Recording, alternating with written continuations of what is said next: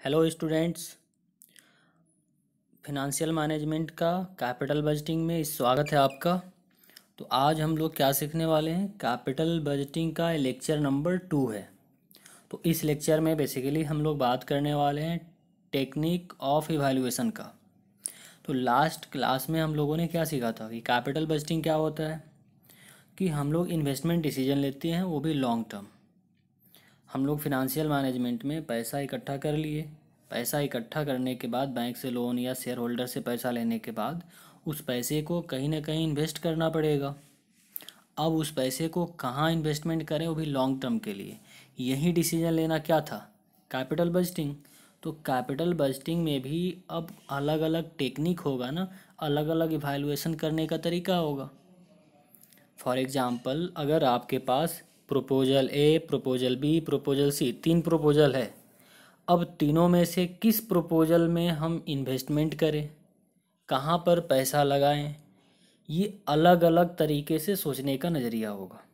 हो सकता है किसी कंपनी के लिए प्रपोजल ए बेहतर है, किसी के लिए बी बेहतर है, किसी के लिए सी बेहतर है, किसी के लिए तीनों बेहतर है। तो उसको इवैल्यूएशन करने के लिए, एनालिसिस करने के लिए अलग अलग टेक्निक्स या टूल्स है। वो टूल या टेक्निक यूज करके हम लोग पता करते हैं कि हाँ, ये प्रपोजल बढ़िया है, यहाँ पर हम लोगों को इन्वेस्टमेंट करना चाहिए। ओके। तो टेक्निक्स या इवैल्यूएशन का मतलब समझ में आया। अब कितना इसका टेक्निक है, पहला टेक्निक है पे बैक पीरियड। इसके अलावा और भी टेक्निक है, नेट प्रेजेंट वैल्यू है, प्रॉफिटेबिलिटी इंडेक्स है, अकाउंटिंग रेट ऑफ रिटर्न है, इंटरनल रेट ऑफ रिटर्न है, डिस्काउंटेड पे बैक पीरियड है। तो कमिंग लेक्चर में आगे इसी लेक्चर में बात करेंगे। तो सबसे पहला क्या बात कर लेते हैं, पे बैक पीरियड। पे बैक पीरियड बेसिकली क्या बताते हैं, नाम से ही पता चलता है। पे बैक मतलब जो हम लोग किसी इन्वेस्टमेंट प्रपोजल में इन्वेस्टमेंट कर रहे हैं पैसा, तो वो पैसा कम से कम मेरा पैसा जितना लग रहा उतना कब कितने टाइम में मेरे को वापस आ जाएगा, यही होता है पे बैक पीरियड। फॉर एग्जांपल, आपने इन्वेस्टमेंट किया कितना, 10 लाख रुपए किसी प्रपोजल में, प्रोजेक्ट में, और आपको हर साल 2.5 लाख रुपए इनकम के रूप में आएगा, profit after interest and tax receive होगा आपको। तो 4 साल में आपका पैसा वापस हो जाएगा। अगर कोई प्रपोजल है जहाँ पर कि 4-4 लाख रुपया आपको हर साल आएगा, तो 2.5 साल में ही आपका पैसा वापस हो जाएगा। तो जितना जल्दी आपको पैसा वापस हो जाएगा उसी प्रपोजल को सिलेक्शन करना होता है पे बैक पीरियड के बेसिस पर। तो समझ में आया पे बैक पीरियड क्या होता है, कि ये सोचता है प्रपोजल, जो बिजनेसमैन है, इन्वेस्टमेंट करने वाला है, ये सोचता है कि जो हम लोग इन्वेस्टमेंट कर रहे हैं, तो उस इन्वेस्टमेंट पर जो अमाउंट एक्सपेंडिचर कर रहे हैं वो अमाउंट कम से कम मेरे पास कैसे जल्दी से जल्दी आ जाए। जो प्रपोजल, जो प्रोजेक्ट जल्दी पैसा वापस कर देगा, वहीं प्रपोजल को सिलेक्शन करना होता है पे बैक पीरियड के बेसिस पे। क्यों? क्योंकि उसमें रिटर्न नहीं देखा जाता कितना परसेंट इनकम हो रहा, 8% ही इनकम क्यों ना हो, लेकिन जो जल्दी रिफंड कर दे पैसा वही सिलेक्शन होगा, वही कहलाता है पे बैक पीरियड। अब इसमें देखिए, payback period is defined as the number of years required for the proposal cumulative cash inflow to be equal to its cash outflow. Cash outflow का मतलब कि हमने कितना पैसा लगाया प्रोजेक्ट में, और इनफ्लो का मतलब कि कितने पैसा मेरे पास आया कितने टाइम पीरियड में, वही चीज़ बताता है पे बैक पीरियड। अब इसमें इसका कंप्यूटेशन करने का फार्मूला क्या होगा, when annual cash flows are equal, payback period और cash outflow, annual cash outflow, when annual cash inflow are unequal. कहने का मतलब कि व्हेन, आपका क्या बोल रहे हैं point, when annual cash flows are equal, अगर हर साल जो आएगा पैसा इक्वल आएगा, हर लाख, जैसे एग्जांपल लिया ना मैंने कि 10 लाख आपने इन्वेस्टमेंट किया है और 2.5 लाख 2.5 लाख 2.5 लाख हर साल आ रहा, तो 4 साल में आपका पैसा वापस आ जाएगा। तो payback period equal to cash outflow होगा। ये क्या होता है आगे हम लोग देखेंगे और आगे। फिर आगे बात करते हैं, when annual cash inflows are unequal, जिसे यहाँ पर लिखा हुआ मेजरमेंट प्रॉब्लम में occur when the cumulative cash inflow do not exactly equal to proposal is cash outflow, like cash outflow 18,500 है फॉर एग्जांपल, और payback would be here 500 is difference and 2,000 is fourth year. ये क्या बोला है example, इसको चलिए example के तौर पर हम समझा देते हैं आपको, इसको छोड़ दीजिए, कट कर दीजिए। अब जैसे कि मैंने एग्जाम्पल लिया कितना, कि आपने 10 लाख रुपए का इन्वेस्टमेंट किया है।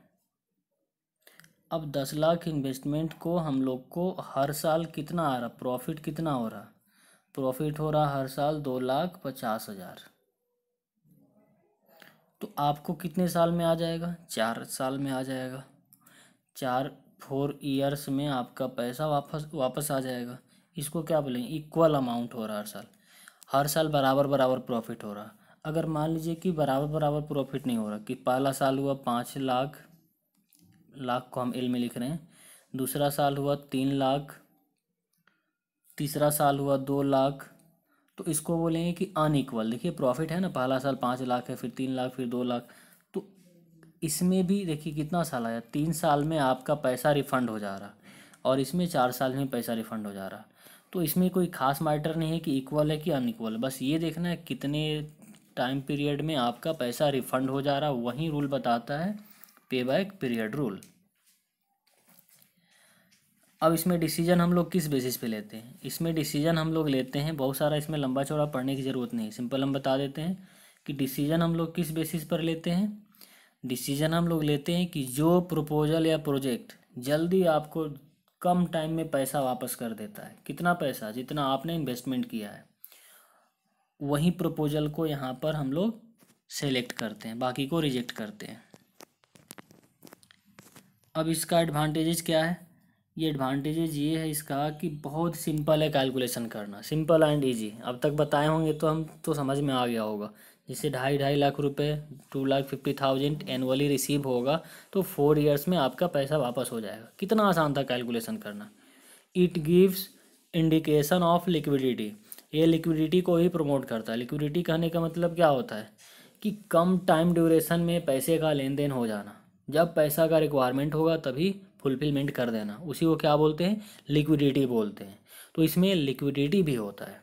It deals with risk also, the project with shorter payback period will be less risky, मतलब कि जो कम टाइम में पैसा आपको वापस दे देता है उसको कम रिस्की माना जाता है इसमें, और जो ज़्यादा टाइम लेगा पैसा वापस आने में, लग रहा आपको कि फ्यूचर में प्रॉफिट होगा लेकिन टाइम ज़्यादा लग रहा, उससे अच्छा है कि आपको कम टाइम में ही भले प्रॉफिट कम हो रिसीव हो जाए। क्योंकि फ्यूचर क्या होता है, अनसर्टेनिटी होता है। क्या पता आप लालच में है कि चलो 5 साल बाद पैसा आएगा, 10 साल बाद पैसा आएगा, क्या पता अनसर्टेनिटी हो जाए, क्या पता कोरोना वायरस फैल जाए, जिससे भी फैला कोविड-19 आ जाए, तो आपको प्रॉब्लम हो जाएगा।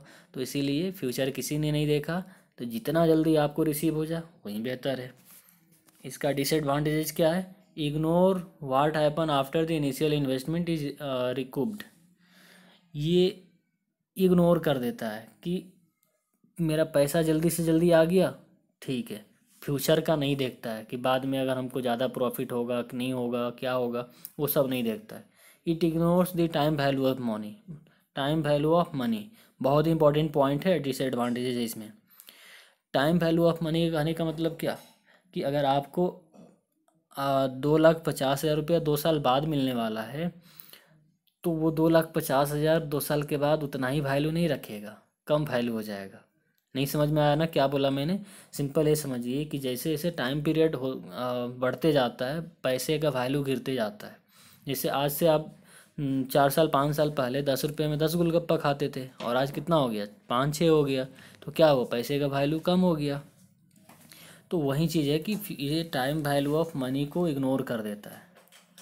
फिर है it ignores the salvage value, salvage value का मतलब क्या होता है कि जो प्रोजेक्ट आपने इन्वेस्टमेंट में लगाया, तो उस प्रोजेक्ट से हो सकता है कि एक्सपायरी के बाद कुछ स्क्रैप कबाड़ी में बिकेगा ना, तो कुछ तो पैसा रियलाइज होगा, तो वो ये चीज़ इग्नोर कर देता है फिर क्या इग्नोर करता है, capital recovery method, profitability, capital recovery, enough, economic point view, profit main indicator. मतलब इसमें सिर्फ ये देखा जाता है मेरा जल्दी से जल्दी पैसा वापस आ जाए, बस यही सफिशियंट है। ज़्यादा ह्यूज प्रॉफिट को नहीं देखा जाता इसमें। तो ये क्या है, बिजनेस करने का फिर क्या फ़ायदा जब प्रॉफिट ही नहीं देख रहे हैं तो ये इसका बहुत बड़ा डिमेरिट है। अब बात कर लेते हैं दूसरा method, that is accounting rate of return. कौन सा मेथड है, accounting rate of return. Accounting rate of return क्या बताता है आपको कि इस रेट से इतना हमको अर्निंग चाहिए, अगर इतना अर्निंग से ज़्यादा है तब तो ठीक है, इससे कम है तो उस प्रपोजल को रिजेक्ट कर देंगे। जैसे मान लीजिए हम 15% एनुअली इनकम चाह रहे हैं, लेकिन क्या हो रहा है कि प्रपोजल ए 14% दे रहा, प्रपोजल बी 20% दे रहा, तो हम लोग प्रपोजल बी को एक्सेप्ट करेंगे। जो जनरल सब लोग समझ पा रहे होंगे वही यहाँ पे भी अप्लाई होगा।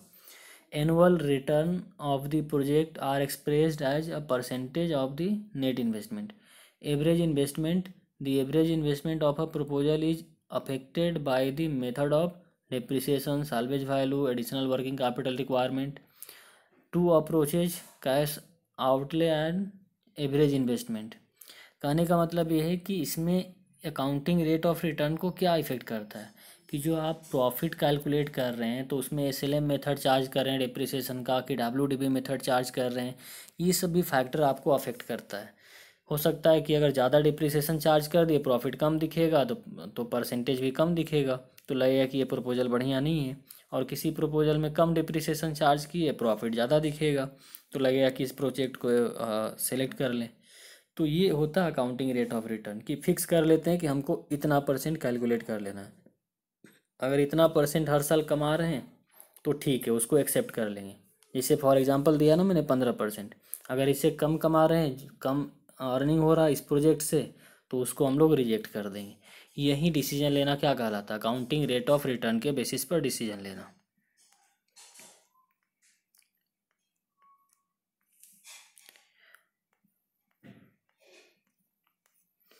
इसका सभी का प्रैक्टिकल क्वेश्चन हम लोग देखेंगे कमिंग लेक्चर में। आज सिर्फ बात कर लेते हैं कि क्या क्या मेथड होता है। ये देखिए सबसे इम्पोर्टेंट मेथड है आपका नेट प्रेजेंट मेथड, जिसको शॉर्ट में हम लोग क्या बोलते हैं, एनपीवी मेथड। तो एनपीवी मेथड में बेसिकली होता क्या है, एनपीवी मेथड में होता है कि हम लोग किसी सर्टेन परसेंटेज के हिसाब से हम लोग इसमें डिस्काउंटिंग कर लेते हैं कैश फ्लो में। जो भी कैश इनफ्लो होना होना है उसको डिस्काउंटिंग कर लेते हैं। जैसे फ्यूचर में 1 साल के बाद अगर 1 लाख रुपया आने वाला है तो उसको हम लोग मान लेते हैं कि 90,000। फिर दूसरे साल 1 लाख रुपया आने वाला है तो उसको मान लेते हैं 81,000। तो इस टाइप का हम लोग फ्यूचर डिस्काउंटेड कर लेते हैं।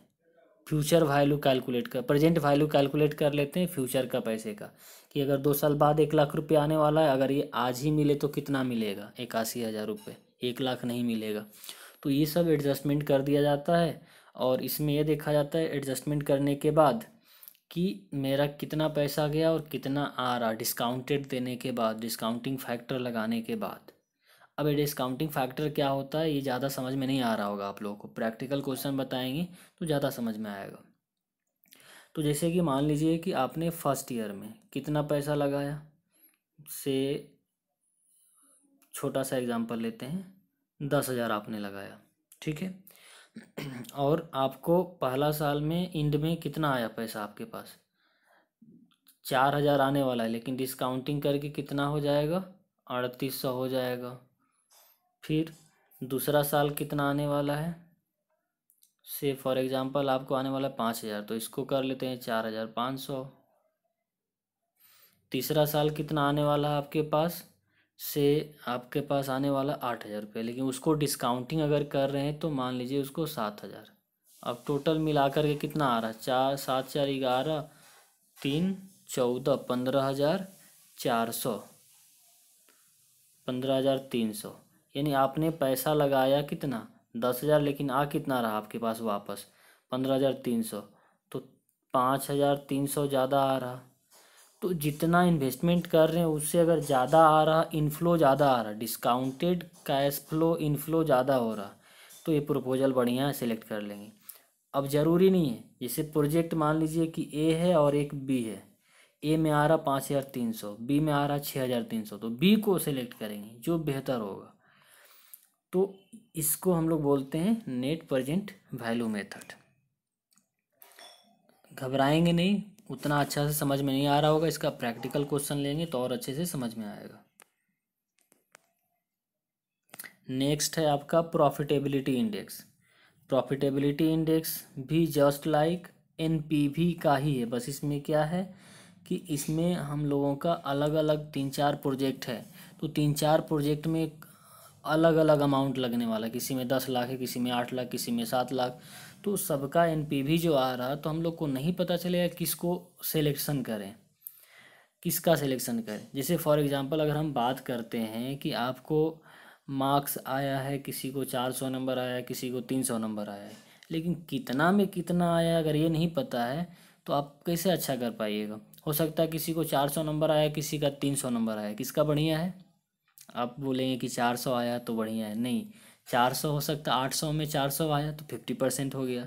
अगर किसी का 500 में से ही 300 आया तो 60% आया। अब कौन सा बढ़िया हुआ, 300 बढ़िया हुआ। तो उसी को हम लोग अलग अलग जब रहता है ना प्रपोजल, जैसे किसी में 10 लाख, किसी में 8 लाख, किसी में 7 लाख, किसी में 6.5 लाख लगने वाला है, तो अलग अलग जब वैल्यू रहता है तो उसको परसेंटेज में कन्वर्ट कर लेते हैं, पीआई में कन्वर्ट कर लेते हैं। तो इसका फार्मूला होता है कि जितना डिवाइडेड कर देते हैं हम लोग कि जितना इनफ्लो हो रहा डिवाइड बाय जितना आउटफ्लो हो रहा कैश का, यानी discounted cash inflow divide by discount cash outflow. अब अगर ये 1 से ज़्यादा रहेगा तो एक्सेप्ट करना है, 1 से कम रहेगा तो रिजेक्ट करना है। ये एक नंबर का सवाल बन भी सकता है कि पीआई एनालिसिस मेथड में क्या करना है। अगर 1 से कम रहेगा, 1 से ज़्यादा, 1 के बराबर, तो 1 से ज़्यादा रहेगा उसी प्रपोजल को एक्सेप्ट करना होता है पीआई मेथड में। फिर एक है आपका discounted pay back period. Discounted pay back period का मतलब होता है कि जो फर्स्ट मेथड देखे थे ना, पे बैक पीरियड मेथड, अब उसी पे बैक पीरियड में क्या करेंगे हम लोग कि डिस्काउंटेड कर देंगे। फर्स्ट वाले मेथड में पे बैक पीरियड में हम क्या किए थे, 2.5 लाख 2.5 लाख 2.5 लाख था, 4 साल का जोड़ दिए हो गया। लेकिन डिस्काउंटेड पे बैक पीरियड में क्या करना होगा कि जो 2.5 लाख मिल रहा है आपको हर साल, वो उसका डिस्काउंटेड निकाल लेंगे। जैसे दूसरे साल 2.5 लाख मिलने वाला है, प्रॉफिट होने वाला है, तो एक्चुअली 2.5 लाख मेरे पास पैसा नहीं आएगा, पैसे का वैल्यू घट जाएगा, तो 2,20,000 कर लेंगे। अब ये 2,20,000 कैसे कर रहे हैं, डिस्काउंटिंग फैक्टर होता है, वो सिखाएंगे कमिंग लेक्चर में क्या होता है, तो उसके हिसाब से निकालते हैं। और बाकी तरीका वही है निकालने का, बस डिस्काउंटिंग लगा देना है, बाकी पे बैक पीरियड वाला ही मेथड लगाना है, आ जाएगा डिस्काउंटिंग पे बैक पीरियड। फिर एक होता है आईआरआर, लास्ट यही है आईआरआर।